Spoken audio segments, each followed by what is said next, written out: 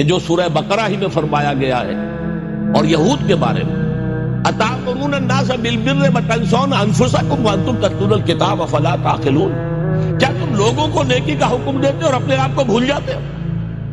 حالانکہ تم کتاب پڑھتے ہو، تورات تمہارے پاس ہے۔ تو یہ نہ ہو دوسروں دیگرہ راہ نصیحت اور خود راہ فصیحت، یہ نہیں، بلکہ یہ سب سے پہلے اپنے کردار کو پاک کرو اور صاف کرو، اپنے کردار میں سے معصیت کو، حرام کو نکال باہر کرو۔